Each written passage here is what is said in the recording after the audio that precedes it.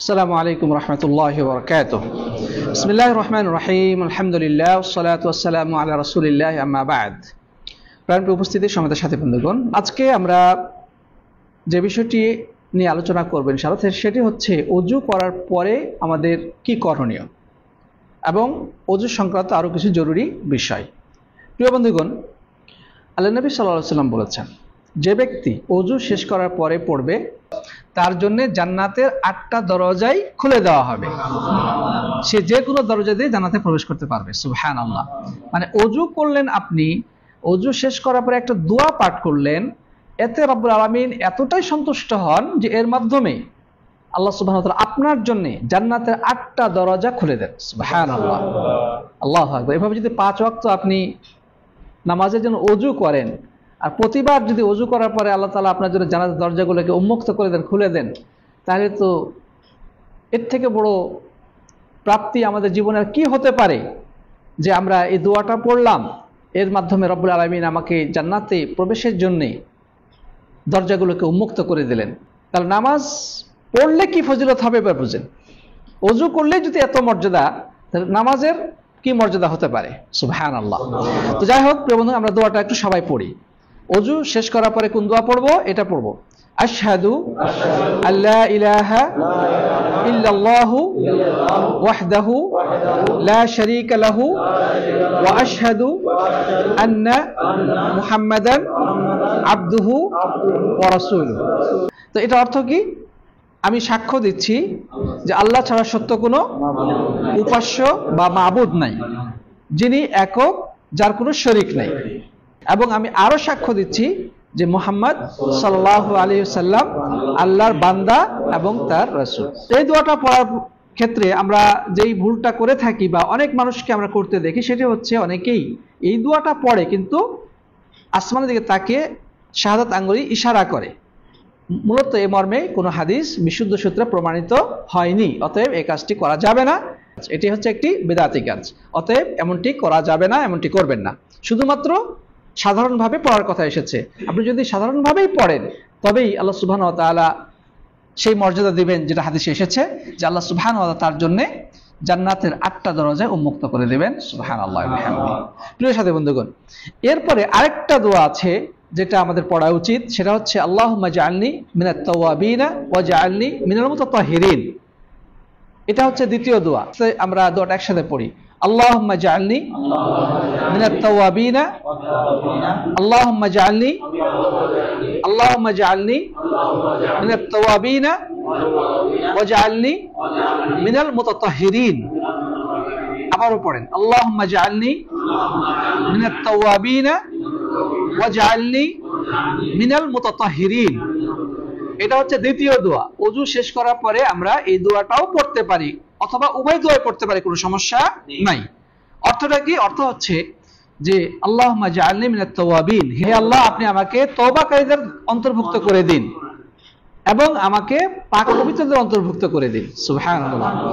প্রিয় বন্ধুগণ, একটা আয়াতের কথা কি মনে আছে যেটা আমরা প্রথম ক্লাসে বলেছিলাম, যে ওযু বা পাক পবিত্র থাকার মর্যাদা সম্পর্কে রব্বুল আলামিন বলেছেন, ইন্নাল্লাহা ইউহিব্বুত তাওয়াবিনা ওয়া ইউহিব্বুল মুতাতাহহিরিন, যে আল্লাহ সুবহানাহু ওয়া তাআলা ভালোবাসেন ওই সকল লোককে যারা তওবা করে এবং ভালোবাসেন ওই সকল লোককে যারা পাক পবিত্র থাকে। তাহলে আল্লাহর ভালোবাসা পাওয়ার অন্যতম দুটি মাধ্যম হচ্ছে বেশি করে আল্লাহর কাছে তওবা করতে হবে, পাপ পঙ্কিলতা থেকে তওবা করা। দুই নম্বর হচ্ছে পাক পবিত্র থাকা, মানে ওযু করার প্রয়োজন ওযু করা, গোসল ফরজ হয়ে গেলে গোসল করা। এই দুইটি কাজের মাধ্যমে আমরা আল্লাহ তাআলার ভালোবাসা অর্জন করতে পারি সহজেই। সুবহানাল্লাহ।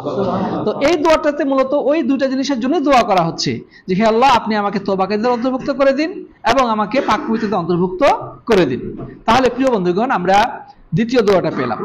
ওযু শেষ করার পর আরেকটা দোয়া আছে, যে দোয়াটা আমরা সাধারণত বৈঠক শেষ করার পরে পড়ে থাকি। যেহেতু ওযু করতে গেলে সাধারণত মানুষ বসে ওযু করে, এবং আগের যুগে মানুষ সাধারণত ওই যে ঘটি বা বাটিতে পানি নিয়ে বসে বসে ওযু করতেন, এখনকার মতো টেপের ব্যবস্থা ছিল না। তো সেই জায়গা থেকে আল্লাহ নবী সাল্লাল্লাহু আলাইহি ওয়াসাল্লাম একটা দোয়া শিক্ষা দিয়েছেন, যে ওযু শেষ করার পরে এই দোয়াটি পড়া যায়, সুবহানাকা আল্লাহুম্মা ওয়া বিহামদিকা আশহাদু আল্লা ইলাহা ইল্লা আনতা আস্তাগফিরুকা ওয়া আতুবু ইলাইক। এই দোয়াটা আমরা একটু আবারও পড়ি, আমরা সবাই একসাথে পড়ি, সুবহানাকা আল্লাহুম্মা ওয়া বিহামদিকা, সুবহানাকা আল্লাহুম্মা ওয়া বিহামদিকা, আশহাদু আল লা ইলাহা ইল্লা আনতা, আশহাদু আল লা ইলাহা ইল্লা আনতা, আস্তাগফিরুকা ওয়া আতুবু ইলাইক। এটা হচ্ছে ওযু শেষ করার পরে তৃতীয় দোয়া। তাহলে আমরা আজকের আলোচনায় ওযু শেষ করার পরে কয়টা দোয়া পেলাম? তিনটা দোয়া। আশা করি আমরা এই দোয়াগুলো পড়ার চেষ্টা করব। যাদের মুখস্থ না, আমরা মুখস্থ করার চেষ্টা করব। তিনটার মধ্যে যদি একটাও আপনি পড়তে পারেন তাও যথেষ্ট। হ্যাঁ, ইনশাআল্লাহ আপনি ওই ওযু শেষ করার পরে যে সুন্নতের আমল সেটা আপনার দ্বারা হয়ে যাবে। আপনি প্রধানত প্রথম দোয়াটা পড়া বেশি করে চেষ্টা করবেন। প্রথম দোয়াটা যেখানে হাদিসে বলা হয়েছে জান্নাতে 8টা দরজাই খুলে দেওয়া হবে। প্রিয় বন্ধুগণ, আমরা আশা করি ওযুর বিষয়টা ওযুর পরে দোয়াটা জানতে পারলাম। তাহলে এখানে আমরা একটা প্রশ্ন, সেটা হচ্ছে যে ওযুর শুরুতে আমাদের কি দোয়া পড়তে হয়? বিসমিল্লাহ। অর্থাৎ এটা উত্তম, যদিও এটা আবশ্যক নয়, যেমনটা আমরা একটু আলোচনা করেছি। বিসমিল্লাহ পড়া সংক্রান্ত যে হাদিসটি এসেছে যে লা উযুআ লিমান লাম ইউসাম্মিল্লাহ, যে ব্যক্তি ওযুর শুরুতে বিসমিল্লাহ পাঠ করলো না তার ওযু হবে না, এই মর্মে যে হাদিসটি এসে হাদিসটি সঙ্গতভাবে দুর্বল। এই জন্যে বিসমিল্লাহ বলাটা ভালো কিন্তু আবশ্যক নয়। কেউ যদি ভুলে যায় ওযুর কোনো ক্ষতি হবে না, মাঝখানেও বলা প্রয়োজন নাই। তাহলে আমরা বলতে পারি যে ওযুর শুরুতে বিসমিল্লাহ বলা এটা হচ্ছে সুন্নাত। ওযুর পরে আমরা যে দোয়াগুলো পড়বো সেগুলো একটু আগে আমরা আলোচনা করেছি। কিন্তু প্রশ্ন হলো ওযুর ভিতরে কোনো বিশেষ দোয়া আছে কিনা? ওযুর ভিতরে ওযু চলা অবস্থায় প্রত্যেকটা অঙ্গ প্রত্যঙ্গ ধোয়ার জন্য আলাদা আলাদা কোনো দোয়া আছে কিনা? আমাদের সমাজে কিছু দোয়া প্রচলিত আছে, যেমন মুখমণ্ডল ধোয়ার জন্য একটা দোয়া, হাত ধোয়ার জন্য একটা দোয়া, মাথা মাসাই করার জন্য একটা দোয়া, পা ধৌত করার জন্য একটা দোয়া। এরকম দোয়া কিছু কিছু মানুষের মুখ থেকে শোনা যায় বা কিছু কিছু ওই নামাজ ওযু শিক্ষার বইয়ের মধ্যেও লেখা হয়েছে। প্রকৃতপক্ষে ওযুর ভিতরে কোনো দোয়া সহিহ হাদিস দ্বারা সাব্যস্ত হয়নি, কোনো ধরনের দোয়া সাব্যস্ত হয় নাই। অর্থাৎ কুলি করার পরে দোয়া পড়তে হবে আলাদা, মুখ ধোয়ার পরে আলাদা দোয়া পড়তে হবে, হাত এই জাতীয় কোনো কথা হাদিসে আসে নাই। অতএব এর ভিতরে কোনো দোয়া পড়া এটা বেদাত হবে। এটা কি হবে? বেদাত হবে। এটা অবশ্যই করা যাবে না। কেউ যদি করে থাকে তাকে অবশ্যই বিরত থাকতে হবে। হাদিসের বাইরে কোনো কাজ করা কি নাই, কোনো অপশন নাই আমাদের সামনে। আল্লাহ তাআলা আমাদের সবাইকে দ্বীনের সঠিক জ্ঞান অর্জন করে আমল করার তৌফিক দান করুন, পড়ি আল্লাহুম্মা আমিন। প্রিয় বন্ধুগণ, এই পর্যায়ে আমরা যে বিষয়টি জানবো যে কোন কোন ক্ষেত্রে ওযু করা আবশ্যক, কোন কোন ক্ষেত্রে ওযু করা আবশ্যক। হ্যাঁ, কে বলবেন কখন ওযু করা আবশ্যক? একটা নামাজ পড়ার পূর্বে। গুড। নামাজ পড়ার পূর্বে কি করতে হবে? অবশ্যই ওযু করতে হবে। হ্যাঁ, আরেকটা বলেন। তাওয়াফ করার পূর্বে। ধন্যবাদ। তাওয়াফ, কাবা ঘরে যখন আমরা হজ বা উমরা করতে যাব তখন কাবা ঘরে তাওয়াফের পূর্বে আমার ওযু আছে কি না এ বিষয়ে নিশ্চিত হতে হবে। যদি হ্যাঁ, মানে আমরা যখন হজ উমরাতে যাব বা যখন আমরা কাবা ঘরে তাওয়াফ করব তখন তাওয়াফের পূর্বে কি করতে হবে? ওযু করতে হবে। তবে এখানে একটা বিষয় আপনাদের সামনে উল্লেখ করতে চাই, সেটা হচ্ছে বিষয়টি দ্বিমতপূর্ণ। তাওয়াফের জন্য ওযু শর্ত নয়, তবে অধিক বিশুদ্ধ মতে এবং অধিক সতর্কতামূলক মত হচ্ছে যে ওযু অবশ্যই কি করতে হবে? ওযু করতে হবে। অতএব কোনো হায়েজ বা ঋতুবতী নারী কাবা ঘরে তাওয়াফ করতে পারবে না। যার ওযু ছুটে গেছে তার জন্য তাওয়াফ করা বৈধ হবে না। তার জন্য জরুরি হচ্ছে সেখান থেকে ফিরে যে ওযু করে আবার এসে সে কি করবে? তাওয়াফ করবে। সবচেয়ে ভালো হচ্ছে প্রথম থেকে করা, যদি অতিরিক্ত কষ্ট না হয়। হ্যাঁ, যদি খুব বেশি ভিড় থাকে বা ওযু করতে খুব কষ্ট হয় তবে অনেক আলেমের মতে যেখান থেকে শেষ করেছিল সেখান থেকে শুরু করতে পারে, কোনো সমস্যা নেই, সেটা ভিন্ন একটি মাসআলা। তো আমরা যেটা বলছিলাম এখানে কিছুটা হলো দ্বিমত রয়েছে, যেমন ইবনে তাইমিয়া রাহিমাহুল্লাহর মত অনুযায়ী ওযু শর্ত নয় তাওয়াফ করার জন্য। তো যাই হোক, তবে অধিক সতর্কতামূলক মত হচ্ছে ওযু করে নেবেন, এটাই হচ্ছে সবচেয়ে সঠিক কথা। তাহলে আমরা দুটি পেয়েছি, নামাজের পূর্বে অবশ্যই কি করতে হবে? ওযু করতে হবে। আর অধিক বিশুদ্ধ মতে কাবা ঘরের তাওয়াফের পূর্বে কি করতে হবে? ওযু করতে হবে। 3 নম্বর, কোরআনে কারীম হাত দিয়ে, কোরআনে কারীম লিখিত কোরআন যেটা, হ্যাঁ লিখিত মুসহাফ যাকে বলা হয়, মুসহাফ মানে লিখিত কোরআন, যেটা বই আকারে প্রকাশিত যে কোরআন, হ্যাঁ সেই মুসহাফ স্পর্শ করার জন্যে অবশ্যই কি করতে হবে? অজু করতে হবে। যদিও এই বিষয়টা নিয়ে আলেমদের মাঝে দ্বিমত রয়েছে, তবে অধিক বিশুদ্ধ মতে অজু করতে হবে, এটাই সঠিক কথা। কারণ নবী করিম সাল্লাল্লাহু আলাইহি সাল্লাম একটা হাদিসের মধ্যে বলেছেন যে লা ইয়ামাসসুল কুরআনা ইল্লা তাহিরুন, যে পাক পবিত্র ছাড়া কেউ যেন কোরআনকে স্পর্শ না করে। পাক পবিত্র ছাড়া কোরআনকে যেন কি স্পর্শ না করে, এটা বিশুদ্ধ হাদিস। এখন আপনি কোরআন স্পর্শ করতে চান, তো আপনি অজু করবেন। যদি অজু করা সম্ভব না হয় তবে আপনি কি করবেন? তাহলে আপনি একটা গিলাফ সহকারে বা হাত মোজা সহকারে অথবা কোনো একটা কিছু নিয়ে হাতে নিয়ে আপনি কোরআনটা ধরতে পারেন। বোঝা গেছে ব্যাপারটা? তো আশা করি আমরা বিষয়টা বুঝতে পেরেছি। এখানে একটা আধুনিক মাসলা আমাদের সামনে চলে আসে, সেটা হচ্ছে যে আলহামদুলিল্লাহ বর্তমানে আধুনিক যুগে যে আমরা অ্যান্ড্রয়েড, আইফোন ব্যবহার করি বা বিভিন্ন ডিভাইস থেকে, কম্পিউটার, ল্যাপটপ থেকে অনেক সময় কোরআন পড়তে হয়, তখন সেই ক্ষেত্রে কি অজু থাকা আবশ্যক কিনা? তো সঠিক কথা হচ্ছে যে আমরা মোবাইল অ্যাপ থেকে বা যে কোনো ডিভাইস থেকে যখন আমরা কোরআনে কারীম তেলাওয়াত করব তখন অজু থাকা আবশ্যক নয়। কেননা প্রথমত এটা কোরআন না, এটা কি না? মুসহাফ নয়, এটা মুসহাফ নয়, এটা তো একটা জাওয়াল, মোবাইল, এটা তো একটা মোবাইল, এটা কোরআন না। দ্বিতীয়ত হলো কোরআনের আপনি যদি টাচ করেন, স্ক্রিন টাচ করতে পারবেন, কিন্তু আপনার কোরআন পর্যন্ত আপনার হাতের স্পর্শ যাবে না। যেমন লিখিত বই আকারে যদি আপনি স্পর্শ করেন তাহলে সরাসরি আপনার ওই লিখিত অক্ষরে কিন্তু আপনার হাতটা চলে যাচ্ছে, টাচটা আপনার সরাসরি লিখিত কোরআনের উপরে যাচ্ছে, অক্ষরগুলোর উপরে যাচ্ছে। কিন্তু যখন টাচ স্ক্রিনে আপনি স্ক্রিনের উপর হাত দিচ্ছেন, আপনার মূল জায়গায় কিন্তু হাতটা যাচ্ছে না। হ্যাঁ, ওটা তো আরো নিচে। এবং এটা এমন না, এটা হচ্ছে একটা ডিজিটাল সিস্টেম, যে এই স্ক্রিনটা যদি মানে নষ্ট হয়ে যায় তাহলে কিন্তু কোরআন দেখাও যাবে না। ঠিক না? ঠিক। তো এই জন্যে এটা কোরআন হিসেবে গণ্য হবে না। এই কারণে আপনি অজু ছাড়াও পড়তে পারেন, এটা একটা সুবিধা। আমরা অনেক সময় কোথাও যাচ্ছি, গাড়িতে বসে আছি, অজু করাও কঠিন, বাস মোবাইল থেকে আপনি দেখে দেখে কোরআন পড়েন, কোনো সমস্যা নেই। অজু থাকুক অথবা না থাকুক কোনো সমস্যা নাই। এটা নিয়ে আপনি টয়লেটে যেতে পারছেন, তবে টয়লেটে যখন আপনি যাবেন তখন কিন্তু কোরআন খোলা রাখা যাবে না। বরং আপনি যদি এটাকে স্ক্রিনটা বন্ধ রাখেন, তারপরে এই মোবাইল যেটাতে কোরআনে অ্যাপ আছে সেটা যদি আপনি টয়লেটে নিয়ে যান, কোনো ক্ষতি নেই। কি নাই? কোনো ক্ষতি নেই। 3 নম্বর জায়গা যেখানে অবশ্যই কি করতে অজু করতাম, সেটা হচ্ছে সরাসরি যখন আপনি লিখিত কোরআন স্পর্শ করবেন তখন আপনার কি করতে হবে? অবশ্যই অজু করতে হবে। বিয়ে করার সময় অজু করে, সেহরি খাওয়ার সময় অনেকে অজু করে। হ্যাঁ, দেখেন এই 3টা ছাড়া আমি আপনাকে বিষয়টা বলি, সুন্দর ভালো এই প্রশ্ন করেছেন, মানে প্রশ্ন জায়গা থেকে নতুন কিছু জানা যাবে। সুন্দর, সেটা হচ্ছে যে এই 3টি জায়গায় অজু করা আবশ্যক। 1 নম্বর হচ্ছে নামাজের পূর্বে, 2 নম্বর হচ্ছে কাবা ঘরের তওয়াফের পূর্বে, 3 নম্বর হচ্ছে কোরআনে কারীম হাত দিয়ে স্পর্শ করার পূর্বে। আর বাকি অন্যান্য জায়গায় মানুষ অজু করবে, এতে দোষের কিছু না, তবে ভালো।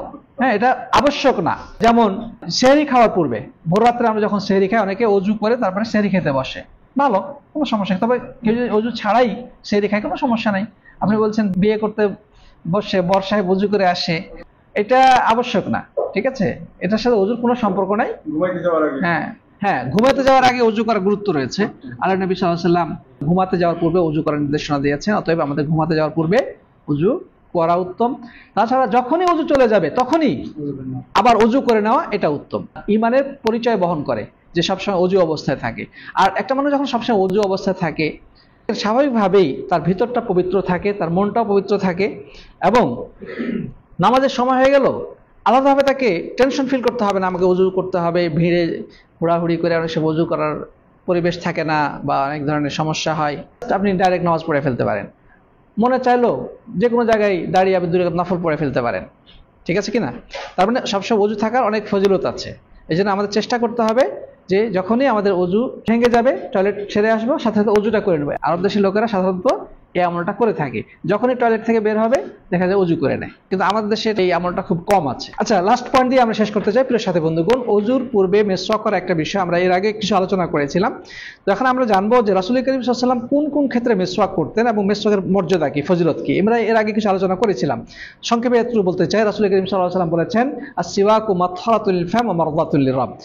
মেসওয়াক করলে 2টি লাভ হয়, একটি হচ্ছে আল্লাহ সন্তুষ্ট হন, 2 নম্বর হচ্ছে মুখের পরিচ্ছন্নতা অর্জিত হয়। মেসওয়াক মানে হচ্ছে মুখের পরিচ্ছন্নতা, দাঁতের পরিচ্ছন্নতা, মুখের সুঘ্রাণ, মুখ থেকে দুর্গন্ধ মানুষকে কষ্ট দেয়। তো একজন মানুষ যখন মেসওয়াক করে সে দুর্গন্ধটা দূর হয়ে যায়। আল্লাহ নবী সাল্লাল্লাহু আলাইহি ওয়াসাল্লামের বৈশিষ্ট্য ছিল তিনি ছিলেন নিট অ্যান্ড ক্লিন, একদম অত্যন্ত পরিষ্কার স্মার্ট মানুষ ছিলেন। কে? আল্লাহ নবী সাল্লাল্লাহু আলাইহি ওয়াসাল্লাম। তিনি যখনই বাড়িতে প্রবেশ করতেন আগে মেসওয়াক করে নিতেন, কারণ স্ত্রীদের সাথে তিনি কথা বলবেন, স্ত্রীদের কাছে যাবেন, হ্যাঁ, তারা যেন কষ্ট না পায়, এই জন্য তিনি আগে মেসওয়াক করে নিতেন। সুবহানাল্লাহ। তারপরে ভোর রাত্রে উঠে রাসূল করিম সাল্লাল্লাহু আলাইহি ওয়াসাল্লাম কি করতেন? সবার আগে মেসওয়াক করতেন। প্রত্যেকবার ওযু করার সময় মেসওয়াক করাটা উত্তম, অথবা নামাজের পূর্বেও মেসওয়াক করাটা উত্তম। প্রিয় নবী সাল্লাল্লাহু আলাইহি ওয়াসাল্লাম বলেছেন যে লাউ লাম আশুক্কা আলা উম্মতি লা আমারতুম বিসওয়াক ইনদা কুল্লি সালাহ আও ফি রিওয়ায়া ইনদা কুল্লি ওযু। নামাজে দাঁড়ানোর আগেও মেসওয়াক করাটা ভালো।